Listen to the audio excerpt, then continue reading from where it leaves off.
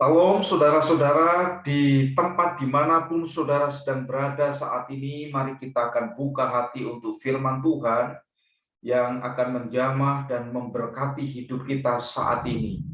Mari satu hati dalam doa dan mari kita bersama-sama menghadap tata kasih karunia Tuhan. Tuhan Yesus, saat hari ini kami datang menghampiri Engkau dan memandang wajah-Mu, kami buka hati untuk kebenaran firman Tuhan. Benih-benih dari kerajaan Allah yang akan menguatkan dan meneguhkan kami, ditaburkan dalam kehidupan kami. Kami mohon berkat Tuhan untuk hati kami menjadi tanah yang subur untuk benih firman Tuhan ditanam dalam hidup kami. Urapi setiap kami ya Tuhan Yesus, baik yang menyampaikan maupun yang mendengar di tempat masing-masing. Kami ikat segala kuasa kegelapan dalam apapun bentuk dan jenisnya, di dalam otoritas nama Tuhan Yesus kami patahkan. Haleluya, puji Tuhan. Haleluya, dalam nama Yesus kami berdoa. Amin, puji Tuhan. Salam saudara, apa kabar?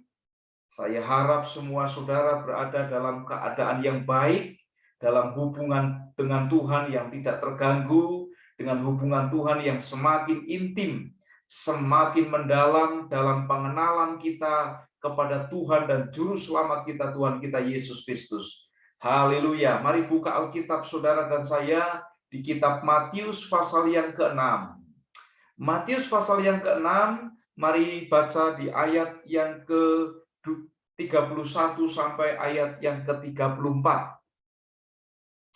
Matius 6 ayat yang ke-31 sampai ayat yang ke-34.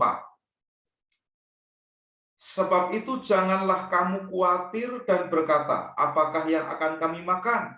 Apakah yang akan kami minum? Apakah yang akan kami pakai? Semua itu dicari bangsa-bangsa yang tidak mengenal Allah. Akan tetapi Bapamu yang di surga tahu bahwa kamu memerlukan semuanya itu. Tetapi carilah dahulu kerajaan Allah dan kebenarannya, maka semuanya itu akan ditambahkan kepadamu. Sebab itu janganlah kamu khawatir akan hari besok, karena hari besok mempunyai kesusahannya sendiri. Kesusahan sehari cukuplah untuk sehari. Amin. Puji Tuhan. Haleluya. Bapak Ibu Saudara yang dikasihi Tuhan Yesus, hari ini kita akan menerima firman Tuhan dengan tema khawatir. Apakah ada di antara saudara yang saat ini sedang mengalami serangan kekhawatiran? Apakah di antara saudara sedang begitu cemas?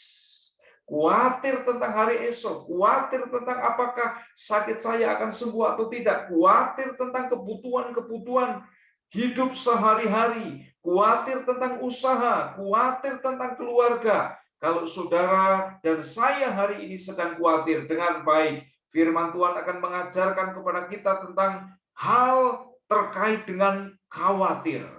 Mari kita bersama-sama siapkan diri untuk mendengarkan firman Tuhan untuk memberkati saya dan saudara.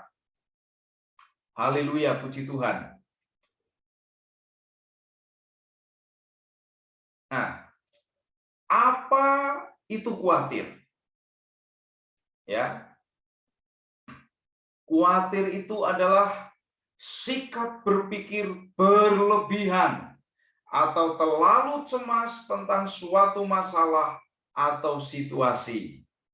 Jadi khawatir adalah sikap yang berlebihan dan sikap yang terlalu cemas. Jadi kalau saya dan saudara kadang-kadang takut untuk hari esok, kalau itu tidak terlalu, belum khawatir. Belum bisa disebut sebagai khawatir. Kalau saya dan saudara kadang sedikit gelisah, tidak berlebihan tentang apa yang sedang terjadi, situasi yang ada, itu belum khawatir. Sebab khawatir, sekali lagi, adalah sikap berpikir yang berlebihan. Kalau sikap berpikir kita berlebihan tentang sesuatu atau situasi, maka saya dan saudara sudah masuk dan terjebak dalam apa yang disebut dengan khawatir, Bapak Ibu Saudara. Nah, kekhawatiran bisa disertai dengan rasa tidak nyaman dan kecemasan. Sikap ini menyebabkan seseorang menjadi terganggu, memusatkan pikiran pada kejadian negatif yang mungkin terjadi, serta dilanda ketakutan yang tidak masuk akal dan tidak berdasar. Pada kondisi parah, rasa khawatir dapat menyebabkan kecemasan parah serta panik dan mungkin akan menjadi masalah kronis bila tidak diatasi. Wow, bahaya sekali bahwa khawatir bisa menyebabkan keadaan dan masalah yang kronis, baik untuk jiwa saya dan saudara, baik untuk pikiran saya dan saudara, maupun bisa jadi kesehatan saya dan saudara. Siapa tahu sebenarnya banyaknya sakit dan keluhan-keluhan di dalam tubuh kita itu bukan karena bakteri, tetapi karena hati, pikiran, jiwa yang dikuasai oleh kekhawatiran. Perhatikan baik Bapak Ibu Saudara, kalau saya dan saudara khawatir, pikiran saya dan saudara itu berpusat pada kejadian yang negatif yang mungkin terjadi. Jadi kita berpikir terus tentang hal yang negatif untuk apa yang akan terjadi. Takut hal yang negatif dan ketakutan itu berlebihan. Ingat Bapak Ibu Saudara, Kitab Ayub mengatakan apa yang kutakutkan itu justru terjadi. Maka khawatir bisa dikatakan iman yang salah. Kalau iman itu adalah mengiyakan Tuhan dan berkata sepakat dengan firman-Nya bahwa firman-Nya itu benar, baik, dan ajaib, maka saya dan saudara mengharapkan kehidupan kita terjadi seperti yang difirmankan oleh Tuhan. Tapi kalau khawatir itu berlawanan dari iman, sehingga pusat pikiran kita, pusat hati kita, fokus konsentrasi kita justru bukan pada kejadian-kejadian yang luar biasa dan baik di hari yang esok dan mungkin terjadi, tetapi malahan terfokus pada hal yang negatif. Jadi tidak heran kalau orang yang selalu khawatir, maka hidupnya yang dialami, yang terjadi selalu negatif. Sebab pikirannya memang sudah terfokus ke sana. Dan ingat, kalau pikiran sudah terfokus ke sana, itu sama halnya seperti kita mengharapkan apa yang sedang kita fokuskan itu terjadi, Bapak Ibu Saudara. Maka sebab itu Tuhan Yesus mengatakan tadi dalam kitab Matius pasal yang ke-6, jangan khawatir. Jangan khawatir. Bapak Ibu Saudara yang kasih Tuhan, khawatir itu menjadi akar penyebab masalah dalam hidup. Baik secara rohani maupun secara jasmani. Apa saja yang bisa ditimbulkan dari khawatir? Kita lihat di Matius pasal yang ke-6 ayat 1 sampai ayat yang ke-18. Yang pertama, orang yang khawatir atau kekhawatiran bisa menyebabkan membuat seseorang memiliki motivasi yang salah dalam menjalankan kewajiban agama atau perilaku saleh yang diwajibkan. Lihat pasal 6 dari Matius ayat yang pertama. Dikatakan di situ apa? Ingatlah, jangan kamu melakukan kewajiban agamamu di hadapan orang supaya dilihat mereka. Karena jika demikian, kamu tidak beroleh upah dari Bapakmu yang di surga.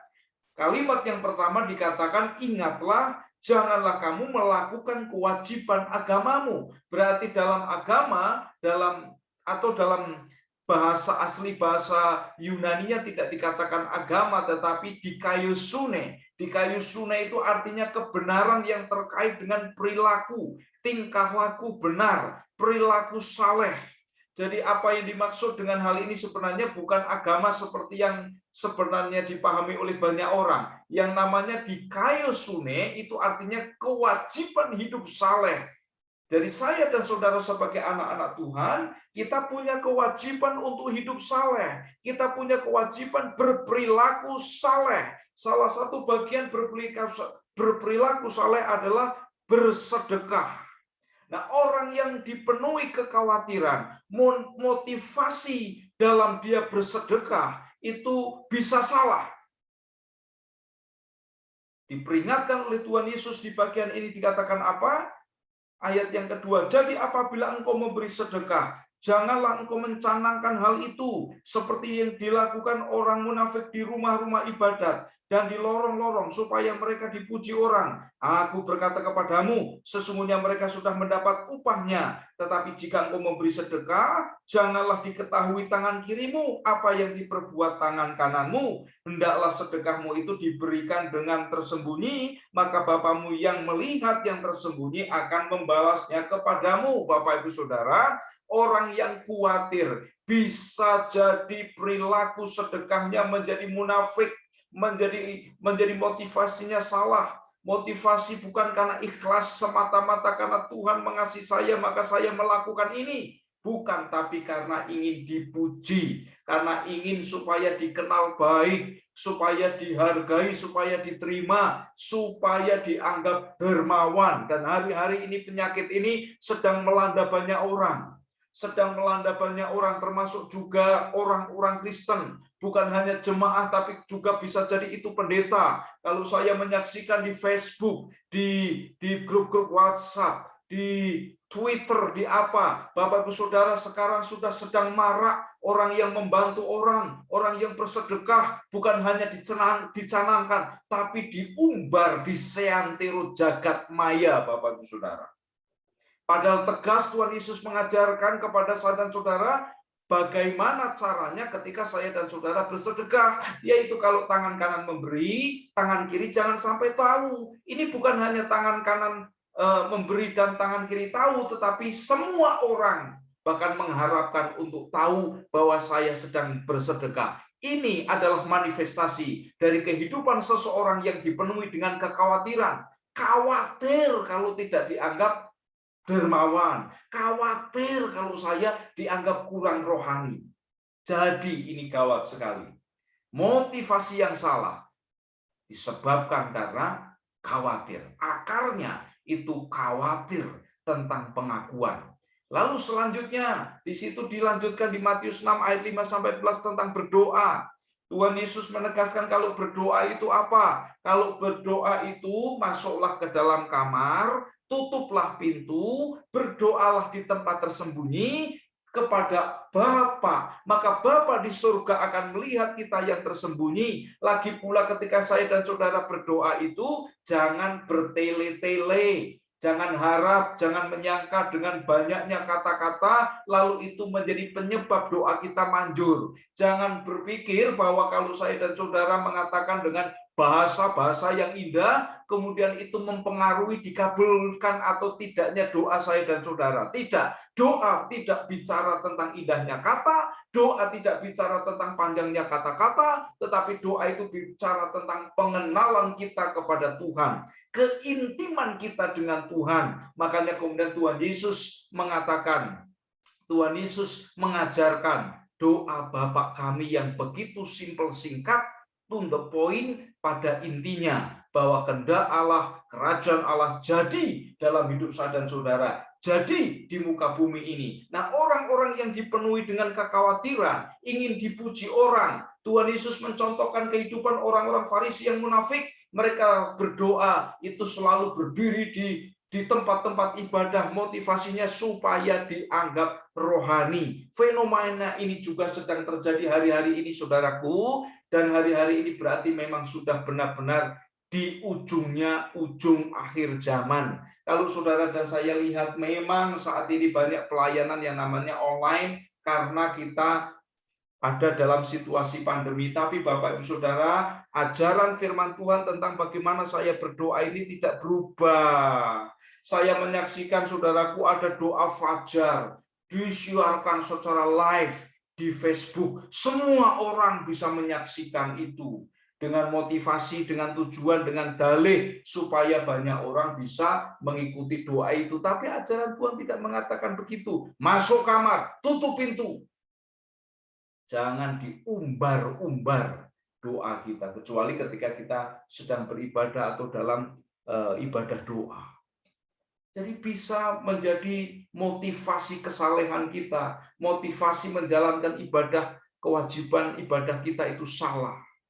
Bukan karena Tuhan, tetapi supaya dipuji orang. Lalu apalagi kewajiban agama, kewajiban kesalehan kita, berpuasa. Nah, bagaimana saya dan saudara berpuasa? Tuhan mengajarkan kalau saya dan saudara berpuasa, usahakanlah wajah kita kelihatan segar. Usahakanlah rambut kita kelihatan segar. Supaya orang tidak tahu bahwa kita sedang berpuasa. Biar Bapak di surga yang tahu bahwa kita sedang berpuasa. Bukan kemudian ketika kita berpuasa malah diomong-omongkan kalau saya sedang puasa. Diberitakan kemana-mana kalau saya sedang berpuasa. Tuhan katakan kamu sudah mendapat upah. Upahnya apa? Pengakuan manusia. Jadi saudara dan saya diajar oleh Tuhan Yesus untuk kita tidak mencari pengakuan manusia. Paulus berkata begini, kalau aku berusaha berkenan kepada manusia, maka aku bukanlah hamba Kristus. Jadi kalau saya dan saudara hanya motivasinya mencari pengakuan manusia, mencari kelihatan wah di hadapan manusia, mencari kelihatan rohani di hadapan manusia, maka sesungguhnya kita bukan hamba Kristus, kita bukan pemercaya Kristus. Khawatir bisa menyebabkan hal ini. Nah, selanjutnya khawatir menjadi akar masalah yang lain bisa menyebabkan apa? Bisa menyebabkan orang gelap mata. Matius 6 ayat 19 sampai 24 di situ dikatakan apa Bapak Ibu Saudara? Dikatakan hal mengumpulkan harta. Janganlah kamu mengumpulkan harta di bumi ngengat dan karat merusaknya dan pencuri membongkar serta mencurinya. Tetapi kumpulkanlah bagimu harta di surga ngengat dan karat tidak merusaknya dan pencuri tidak membongkar serta mencurinya. Karena di mana hartamu berada, di situ juga hatimu berada. Mata adalah pelita tubuh. Jika matamu baik, teranglah seluruh tubuh. Jika matamu jahat, gelaplah seluruh tubuhmu. Jadi jika terang yang ada padamu gelap, betapa gelapnya kegelapan itu. Tak seorang pun dapat mengabdi kepada dua tuan, karena jika demikian, ia akan membenci yang seorang dan mengasihi yang lain. Atau ia akan setia kepada yang seorang dan tidak mengindahkan yang lain. Kamu tidak dapat mengabdi kepada Allah dan kepada Mamon. Jadi saudara, orang yang khawatir, bisa khawatir itu menyebabkan kita gelap mata. Apa yang dimaksud dengan gelap mata? 3 hal. Yang pertama, melihat dunia sebagai tujuan. Melihat tujuan dunia sebagai tujuan. Dia pikir dengan meraup dan mengumpulkan kekayaan dunia itu adalah sukses sejati. Itu tujuan hidup. Tidak. Tujuan hidup kita tidak di sini. Alkitab mengatakan kewarganegaraan kita di surga, bukan di bumi ini. Orang Jawa mengatakan bahwa di bumi ini kita hanya mampir ngombe. Jadi dunia ini bukan tujuan. Jadi saudara dan saya jangan gelap mata. Kenapa bisa gelap mata? Karena saudara dan saya khawatir. Khawatir nggak bisa makan. Khawatir tetangganya kaya, saya nggak bisa kaya. Jadinya gelap mata sehingga dunia dan kekayaannya menjadi tujuan. Selanjutnya itu merambat kepada yang kedua. Kita menjadi orang yang pelit, abin, kikir. Pelit dan kikir. Tidak tersentuh dengan kebutuhan orang lain, tidak tersentuh dengan kebutuhan pelayanan pekerjaan Tuhan, tidak tersentuh dengan kesusahan orang lain. Kita menjadi orang yang pelit, kita menjadi orang yang kikir, nyumbang itu seret, nyumbang itu awal, eman itu. Kenapa? Karena kita gelap mata. Lalu yang ketiga, merembetnya kita mendua hati. Kita diajar dan ditantang secara tegas oleh Tuhan Yesus bahwa kita tidak boleh mendua hati. Kita harus mengabdi, pilih salah satu. Mau mengabdi kepada Mamon dan binasa, atau mengabdi kepada Tuhan dan hidup. Tidak boleh mengabdi kepada Mamon dan mengabdi kepada Tuhan. Mamon, uang itu alat, bukan tujuan, bukan majikan. Maka Tuhan menyampaikan kepada saya dan saudara, ikatlah persahabatan dengan menggunakan Mamon. Ikatlah persahabatan dengan menggunakan Mamon. Artinya Mamon adalah sarana. Uang itu alat, uang itu sarana, bukan tujuan. Amin. Jadi saya dan saudara harus jejak lurus hidup kita mengabdi kepada Tuhan. Tidak boleh mendua. Yang satu kepada Mamon, yang satu kepada Tuhan Yesus. yang satu kepada berhala, yang satu kepada Tuhan. Tidak boleh seorang anak Tuhan itu, saudaraku, mendua hati. Orang yang mendua hati tidak akan tenang hidupnya. Orang yang mendua hati jangan menyangka doanya dikabulkan. Oleh sebab itu, kalau saudara dan saya hari ini masih didapati mendua hati ketika mendengar firman Tuhan ini, mari kita bertobat dan kita lurus hati, bulatkan hati untuk percaya kepada Tuhan. Jadi khawatir itu menyebabkan orang gelap mata. Lalu selanjutnya khawatir bisa menyebabkan apa? Menyebabkan kita gagal fokus. Matius 6 ayat 33 mengajarkan kepada kita, tetapi carilah dahulu kerajaan Allah dan kebenarannya, maka semuanya itu akan ditambahkan kepadamu. Apa yang dimaksud dengan semuanya itu? Yang dimaksud dengan semuanya itu adalah makanan, minuman, pakaian, dan lain sebagainya, sandang, pangan, papan. Semuanya itu ditambahkan kepada saya dan saudara. Semuanya itu tidak lagi menjadi pokok hidup, kebutuhan pokok, tetapi kebutuhan tambahan. Kebutuhan pokok kita adalah mencari kerajaan Allah. Kebutuhan pokok saya dan saudara adalah mengenal Allah. Maka dalam rangka kita mengenal Allah, kita butuh makanan, kita butuh pakaian, kita butuh minum, dan lain sebagainya, sarana-sarana itu. Tetapi semuanya itu sebagai tambahan, tapi pokok hidup saya dan saudara untuk Tuhan. Kamu sudah dibeli dan harganya lunas dibayar. Muliakanlah Allah dengan tubuhmu, muliakan Allah dengan hidupmu. Jadi saudara yang mendengar firman Tuhan ini, mari segera benahilah hidup saya dan saudara. Untuk saatnya sekarang, saudara dan saya fokus yang benar. Jangan gagal fokus. Fokus hidup saya dan saudara adalah kerajaan Allah. Bukan dunia ini, tapi kita harus tetap hidup di dunia ini sampai Tuhan menjemput. Maka dari itu saya dan saudara berkewajiban untuk cari uang, bekerja, berusaha, supaya dan saya dan saudara bisa mengerjakan kerajaan Allah lebih maksimal. Jadi pekerjaan bukan tujuan, uang bukan tujuan, kekayaan bukan tujuan. Mereka adalah sarana yang kita pakai untuk melayani Allah dan sesama. Orang yang khawatir gagal fokusnya. Lalu selanjutnya hidupnya susah. Matius 6 ayat 34 dikatakan apa? Sebab itu janganlah kamu khawatir akan hari besok, karena hari besok mempunyai apa? Kesusahannya sendiri. Kesusahan sehari cukuplah untuk sehari. Bapak Ibu Saudara, orang yang khawatir itu hidupnya susah. Kok susah kenapa? Karena dia lupa hidup hari ini. Dia terus memikirkan hari esok. Dia terus mengkhawatirkan hari esok. Dia terus menakutkan hari esok, padahal dia sedang hidup hari ini. Orang yang lupa hidup hari ini dan pikirannya selalu di hari esok, hidupnya susah. Tuhan Yesus mengatakan kesusahan hari cukup sehari. Karena hari besok punya kesusahannya, hari ini punya kesusahannya. Oleh sebab itu, Bapak Ibu Saudara, jangan khawatir. Jangan khawatir, sebab khawatir bisa membuat hidup kita susah. Bukan hanya bisa, khawatir membuat hidup kita susah. Karena apa? Karena kita menumpuk-numpuk kesusahan. Kita menarik-narik kesusahan, esok ditarik sekarang.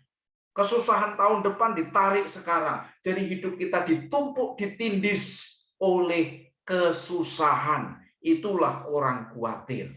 Lalu selanjutnya khawatir menyebabkan apa? Khawatir menyebabkan firman Tuhan tidak berbuah dalam diri seseorang. Matius 13 ayat 22 dikatakan, yang ditaburkan di tengah semak duri ialah orang yang mendengar firman itu, lalu kekhawatiran dunia ini dan tipu daya kekayaan menghimpit firman itu sehingga tidak berbuah. Jadi orang yang khawatir tidak akan berbuah hidupnya dari firman. Firman didengar, firman dibaca, firman dikatakan, tapi tidak menghasilkan buah dalam diri seseorang sebab hatinya dipenuhi dengan onak duri. Onak duri inilah kekhawatiran dunia ini. Jadi hati-hati Bapak Ibu Saudara, khawatir itu masalah yang kronis. Khawatir itu masalah yang harus kita seriusi melihatnya. Khawatir adalah musuh iman. Khawatir adalah musuh kepercayaan kita kepada Tuhan. Pertanyaannya sekarang, bagaimana kita bisa supaya tidak khawatir? Bagaimana kita mengatasi khawatir? Yang pertama, Bapak Ibu Saudara, lihat Matius 6 ayat 8. Jadi janganlah kamu seperti mereka, karena Bapakmu mengetahui apa yang kamu perlukan sebelum kamu minta kepadanya. Puji Tuhan. Yang pertama, Bapak Ibu Saudara, kalau saya dan saudara mau menang dari khawatir adalah tahu kebutuhan. Apa? Tahu kebutuhan. Ya. Di sini Tuhan Yesus mengajarkan bahwa Bapa kita di surga itu, sebelum kita minta dalam doa, Dia sudah tahu kebutuhan kita itu apa-apa. Dia sudah tahu. Bahkan Yeremia, di kitab Yeremia mengatakan, rancanganku, aku tahu rancangan-rancangan yang ada padaku tentang kamu. Tentang kamu. Jadi rancangan-rancangan yang ada pada Tuhan tentang kita, Tuhan tahu persis. Hari esok kita, masa depan kita, kekekalan kita, Tuhan tahu kebutuhan kita. Nah, orang supaya kita tidak khawatir, yang pertama, orang itu harus tahu kebutuhan. Tahu kebutuhan itu dalam arti dua, Bapak Ibu Saudara. Yang pertama, orang itu tahu bahwa ada kebutuhan yang ada di sekitarnya. Kebutuhan cari nafkah, kebutuhan bayar ini, kebutuhan bayar itu. Sehingga orang yang tahu kebutuhan itu kemudian orang nggak malas. Orangnya nggak dablek. Orangnya nggak acuh tak acuh. Dia akan giat karena tahu kebutuhan. Bahwa anak saya itu butuh ini, butuh itu. Bahwa keluarga butuh ini, butuh itu. Bahwa pekerjaan Tuhan itu butuh ini, butuh ini. Maka orang yang tahu kebutuhan itu tidak malas. Orang yang malas itu menyebabkan khawatir. Dirinya nggak khawatir karena dia malas. Karena dia dablek, dia nggak khawatir. Tapi membuat orang lain khawatir. Istri bisa khawatir, anak-anak bisa khawatir. Sebab apa? Sebab dia malas, dia nggak tahu kebutuhan. Lihat punya suami yang tidak tahu kebutuhan keluarga. Lihat punya bapak yang tidak tahu kebutuhan keluarga. Lihat jemaat yang tidak tahu kebutuhan pelayanan. Bisa membuat orang lain khawatir. Dianya ndablek, mati rasa, nggak khawatir, tapi orang lain bisa khawatir. Nah, yang kedua arti dari tahu kebutuhan adalah Bapak Ibu Saudara paham betul apa yang sebenarnya kita perlukan. Jadi kita bisa membedakan dan belajar membedakan mana kebutuhan, mana keinginan, mana keperluan, mana ini memenuhi hawa nafsu. Mana ini yang sesungguhnya kebutuhan saya, mana yang sesungguhnya itu hedonis. Yang hanya untuk kesenangan. Nah, orang kadang-kadang Bapak Ibu Saudara, kita terhimpit banyak persoalan. Bukan karena sebenarnya kebutuhan, tetapi hawa nafsu, keinginan, dan kesenangan. Makanya Tuhan Yesus mengatakan apa? Di Matius pasal yang ke-7 ayat 9-11, mintalah maka kamu mendapat, ketoklah pintu bagimu dibuka, cari kamu akan mendapat. Kalau kita di dunia ini memberikan yang baik kepada anaknya ketika dia meminta, maka Bapa di surga tidak akan memberikan batu ketika anaknya minta roti. Tidak akan memberikan ular ketika anaknya meminta ikan. Hanya saya dan saudara tidak tahu. Kita butuh hikmat dan butuh betul-betul saudara dan saya merenung dan berpikir dan berdiskusi dalam doa. Mana batu, mana roti, mana ular, mana ikan. Kalau kita tahu kebutuhan, Bapak Ibu Saudara, hidup kita nggak akan berat. Misalkan roti satu keranjang nggak berat, tapi kalau batu satu keranjang, saudara dan saya meyek-meyek. Apakah mungkin yang sedang kita alami begitu berat bebannya, itu sebenarnya saya dan saudara nggak tahu kebutuhan kita? Ada teman saya, seorang rohaniwan di gereja yang besar, dan di gerejanya itu memberi biaya untuk kontrak rumah. Biaya kontrak rumah itu diberi 20 juta 1 tahun karena di kota. Nah, untuk uang 1 tahun 20 juta kontrak rumah itu sudah rumah pantas. Tapi karena dia tercemar, terkontaminasi dengan sosialita, kumpulannya dengan orang-orang yang di atas, dia gengsi tinggal di rumah yang seharga 20 juta setahun. Maka dia ambil yang 30 juta setahun. Alhasil dia nombok, akhirnya kemudian dia harus ngangsur, harus kemudian ngutang. Jadinya berat. Kenapa, saudaraku? Karena dia nggak tahu kebutuhan. Hati-hati. Saya dan saudara, mari kita tahu kebutuhan kita. Jangan kita terjerat pada hawa nafsu keinginan-keinginan kita. Itu yang pertama. Lalu yang kedua, Bapak Ibu Saudara, bagaimana supaya kita mengatasi khawatir? Yang kedua adalah tahu bahwa Bapak tahu keperluan kita. Haleluya. Matius 6 ayat 32 dikatakan apa? Semuanya itu dicari bangsa-bangsa yang tidak mengenal Allah. Akan tetapi Bapamu yang di surga tahu bahwa kamu memerlukan semuanya itu. Sekali lagi, akan tetapi Bapamu yang di surga tahu bahwa kamu memerlukan semuanya itu. Haleluya. Puji Tuhan. Tuhan Yesus mengatakan bahwa lihat burung-burung pipit di udara yang tidak menabur dan menanam, tapi dipelihara oleh Bapakmu. Bahkan 1 ekor pun tidak akan jatuh tanpa seizin Bapakmu yang di surga. Lalu Tuhan Yesus bicara tentang soal pakaian. Lihat bunga bakung di ladang. Betapa indahnya, betapa mempesonanya bunga bakung itu. Dia tidak bisa menjahit, dia tidak pernah memintal, tetapi didandani oleh Bapakmu yang di surga sedemikian rupa sampai dibandingkan Salomo dalam segala kemegahannya. Karena Salomo sampai hari ini itu konglomerat paling kaya di muka bumi. Salomo dalam segala kekayaannya tidak pernah berpakaian seindah bunga bakung itu. Tuhan dandani bunga bakung, lebih-lebih bunga parwati, lebih-lebih bunga dewi, lebih-lebih bunga siapa? Nama saudara. Tuhan pelihara, Tuhan dandani. Semuanya itu. Bapa di surga tahu kita memerlukan semuanya itu. Bapa di surga tahu saudara dan saya membutuhkan pakaian.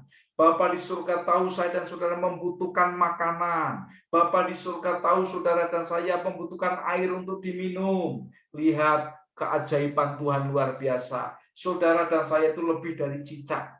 Cicak saja, saudara. Kalau saudara perhatikan cicak itu, dia tidak punya sayap. Tapi makanan yang dia makan itu hampir serangga-serangga yang punya sayap. Seperti lalat, seperti nyamuk. Itu semuanya punya sayap yang bisa terbang. Sementara dia nggak bisa terbang. Padahal itu makanannya. Dahsyat nggak? Tuhan dahsyat sekali. Jadi jangan khawatir, kata Tuhan Yesus. Di pasal ini, perikop ini, Tuhan Yesus 7 kali mengatakan jangan khawatir. Dari ayat 25 sampai ayat 34. Jangan khawatir sampai 7 kali. Ini penting sekali, karena khawatir itu akar dari banyak masalah yang terjadi dalam kehidupan saya dan saudara. Saudara bisa tidak setia dengan Tuhan, saudara tidak setia beribadah, saudara tidak setia kepada hubungan, saudara tidak setia dengan perkara-perkara Tuhan, karena saudara khawatir. Oleh sebab itu, saudaraku, mari bertobat. Tuhan tahu. Kalau saudara dan saya tahu bahwa Bapa di surga tahu tentang keperluan saya dan saudara, maka saudara, kita akan bisa mengatasi khawatir. Haleluya. Lihat, ketika manusia diciptakan, kenapa manusia diciptakan hari ke-6? Tidak hari pertama. tidak hari ketiga. Karena pada hari pertama dan hari yang ketiga, semua yang dibutuhkan manusia belum diciptakan. Maka Tuhan menciptakan semua yang dibutuhkan manusia terlebih dahulu. Sehingga ketika manusia dicipta serupa serupa dengan Allah, semua yang dibutuhkan, taman ada, pohon-pohon ada, buah-buahan ada, makanan sudah ada. Semua yang diperlukan manusia, Allah beri lebih dulu, siapkan lebih dulu. Dan naluri ini juga yang kemudian mengalir kepada manusia. Coba kalau saudara dan saya punya bayi yang akan dilahirkan, bayi yang masih ada di dalam kandungan, itu paling tidak sejak bulan ke-7 kita sudah mulai persiapan popoknya, keretanya, bisa jadi mungkin kita mempersiapkan kamarnya nanti ketika anak itu lahir, itu supaya nyaman seperti apa, kita beli ini, beli itu, pampers, dan lain sebagainya. Keperluan ketika anak ini bayi lahir, semuanya sudah sedia. Maka sekarang ada yang disebut dengan suami siaga, jadi menjelang anaknya paling tidak 1 minggu, detik-detik pada masa waktu anak dilahirkan, semua perlengkapan sudah ada di tas, sehingga ketika nanti istri mengalami kontraksi tanda-tanda kelahiran dan berangkat, tinggal angkat dan berangkat. Naluri ini dari mana? Dari Tuhan. Ya, dari Tuhan. Jadi Tuhan tahu apa yang kita perlukan. Kitab Ibrani, coba lihat di situ. Ibrani pasal yang ke-13. Ayat yang kelima. Ibrani 13 ayat yang kelima, firman Tuhan mengatakan apa? Janganlah kamu menjadi hamba uang dan cukupkanlah dirimu dengan apa yang ada padamu, karena Allah telah berfirman. Perhatikan, karena Allah telah berfirman, aku sekali-kali tidak akan membiarkan engkau, dan aku sekali-kali tidak akan meninggalkan engkau. Apa artinya? Artinya sekalipun Tuhan tidak akan membiarkan dan Tuhan tidak akan meninggalkan kita. Haleluya. Kemudian terakhir, Filipi 4 ayat yang ke-6. Firman Tuhan mengatakan apa? Filipi pasal yang ke-4 ayat yang ke-6. Firman Tuhan mengatakan, janganlah hendaknya kamu khawatir tentang apapun juga, tetapi nyatakanlah dalam segala hal, keinginanmu kepada Allah dalam doa dan permohonan dengan ucapan syukur. Haleluya. Bapak Ibu Saudara, ini firman Tuhan untuk menuntun saya dan saudara. Karena ada bahaya kekhawatiran yang bisa menggerogoti kehidupan saya dan saudara. Yang tidak hanya merugikan hubungan kita dengan Tuhan, tetapi bisa merugikan dan menghancurkan kesehatan saya dan saudara. Oleh sebab itu, pertama, tahu kebutuhan. Yang kedua, tahu bahwa Bapa di surga tahu semua yang kita perlukan. Tuhan Yesus memberkati. Dia sumber segala hidup. Dia sumber segala berkat. Kiranya memberkati saya dan saudara. Haleluya. Haleluya. Amin. Mari kita bersyukur kepada Tuhan. Glory. Terpujilah Tuhan yang sangat baik. Engkau menuntun dengan firman-Mu, Engkau meneguhkan, mengajar, menegur kami dengan kebenaran-Mu. Kiranya kuasa firman Tuhan ini membelah-belah hidup kami, karena firman-Mu seperti pedang bermata dua yang memisahkan antara roh, sumsum, dan tulang. Dalam nama Tuhan Yesus, mari Tuhan Yesus ambil segala kekhawatiran dalam kehidupan kami. Ambillah segala sesuatu yang kami khawatirkan ya Tuhan. Tuhan Yesus, kami mohon ampun kalau kami selama ini khawatir. Kami suka khawatir dan kami hidup khawatir. Tolong kami Tuhan. Berikan kami iman dan penyerahan yang penuh supaya kami menikmati segala penyediaan Bapa dengan bersukacita. Terpujilah Tuhan. Kami naikkan segala permohonan doa kami dengan segala ucapan syukur. Sebab Engkau pemelihara hidup dan jiwa kami. Dalam nama Tuhan Yesus. Haleluya. Amin. Puji Tuhan. Haleluya. Jika di antara saudara yang sedang membutuhkan dukungan doa, ulurkan tangan saudara. Khususnya saya berdoa untuk Pak Daniel yang saat ini sedang mengalami drop. Saya berdoa menyerahkan segala kelemahan tubuh dari anakmu ini Tuhan kepada Mezbah Tuhan. Kau tahu yang terbaik bagi anakmu ini Tuhan. Berikanlah iman, kekuatan untuk anakmu ini menerima yang terbaik dari Tuhan, untuk menerima kekuatan kasih karunia Tuhan, dan kiranya Tuhan menolong anakmu ini untuk melewati dengan berkemenangan. Datanglah kerajaanmu, jadilah kehendakmu di dalam setiap kehidupan dari Pak Daniel, dari ujung rambut sampai ujung kaki, dalam nama Tuhan Yesus. Sembuhkanlah Pak Daniel ya Tuhan. Juga saudara-saudara yang lain, Bu Sarjono, Tuhan tolong menjamah, sembuhkanlah saudari kami ini. Cukupkan juga setiap kebutuhan anak-anak Tuhan di gerejamu ini Tuhan, dalam nama Tuhan Yesus. Haleluya. Amin. Puji Tuhan. Haleluya. Silakan mari angkat tangan saudara dan terimalah berkat Tuhan. Terimalah berkat Tuhan. Kiranya Tuhan memberkati kita dan melindungi kita. Kiranya wajahnya bersinar kepada kita dan Dia beri kita damai sejahtera. Kiranya kita diterangi dengan sinar kemuliaannya dan kita diberikan kasih karunia. Damai sejahtera dari Bapa, kasih karunia dari Tuhan Yesus, persekutuan dengan Roh Kudus menyertai saya dan saudara sekarang sampai selama-lamanya. Maranatha, Tuhan datang kali yang kedua. Mari yang terima berkat Tuhan kita katakan haleluya, haleluya, haleluya. Amin. Puji Tuhan. Haleluya. Puji Tuhan. Saatnya mari kita akan membawa persembahan kita, baik persepuluhan, ucapan syukur, tatangan, atau mungkin kalau ada yang mempersembahkan buah sulung, mari kita akan bawa kepada Tuhan. Lihat setiap komitmen, kerelaan, keikhlasan dari anak-anak Tuhan. Kami mengucap syukur karena Engkau terus memelihara hidup kami sepanjang pekan ini Tuhan. Sepanjang hidup ini. Terima kasih untuk pekerjaan, untuk usaha, untuk ekonomi yang Tuhan berikan dan pelihara bagi kami. Kami membawa perpuluhan kami, ucapan syukur, tatangan maupun buah sulung kami kepada hadirat Tuhan. Terima kasih Bapak, berkatilah setiap tangan-tangan yang mempersembahkannya. Suatu takaran yang dipadatkan sampai tumpah meruah, kiranya diberikan di perbendaraan masing-masing anak-anak-Mu ini. Terpujilah nama-Mu Tuhan. Dalam nama Tuhan Yesus, kami mempersembahkan persembahan kami. Amin. Puji Tuhan. Bapak Ibu Saudara, terima kasih. Saudara terus setia dalam ibadah sekalipun masih di rumah karena keadaan yang di luar kota maupun saudara kurang fit. Tapi terima kasih untuk kesediaan Bapak Ibu Saudara dan terima kasih untuk persembahan yang sudah Bapak Ibu Saudara persembahkan dan disimpan di tempat yang khusus dan kemudian bisa hubungi Bapak Bendahara untuk selanjutnya bisa dibawa ke perbendaharaan gereja.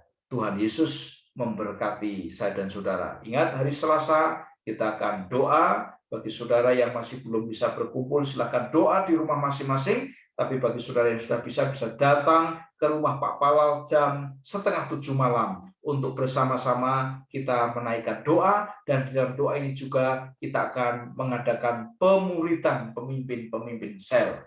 Puji Tuhan, Tuhan Yesus memberkati kita. Bapak Ibu Saudara, perlu saya dan saudara ketahui bahwa Tuhan memberikan visi kepada gereja ini, kepada saya dan saudara, siapapun saya dan saudara yang adalah warga, jemaah, umat Tuhan di gereja ini visi kita. Matius pasalnya yang ke-28 ayat yang ke-19.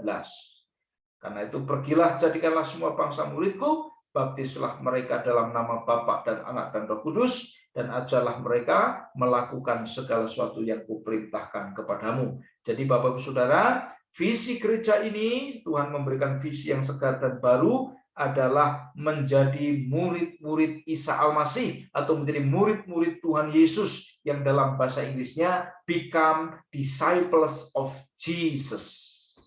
Ya, moto kita adalah tunjukkan mereka jalan pulang. Siapa mereka ini? Mereka adalah mereka yang kita layani, kita jangkau. Lalu misi kita apa Bapak Ibu Saudara? Misi kita adalah mengajar, dan memberdayakan umat Tuhan untuk menjadi murid Tuhan Yesus.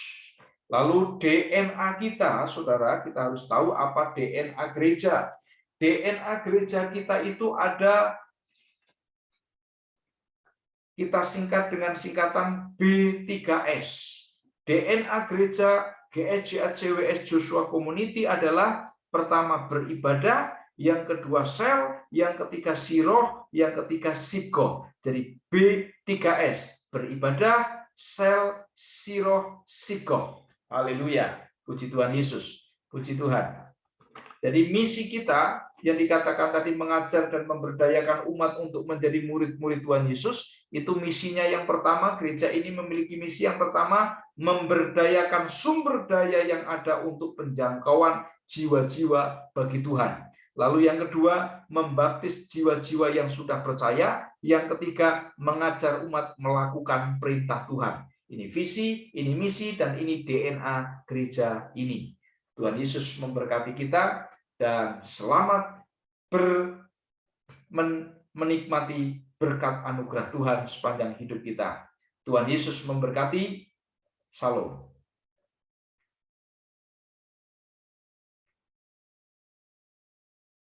Tuhan Yesus memberkati saya dan saudara.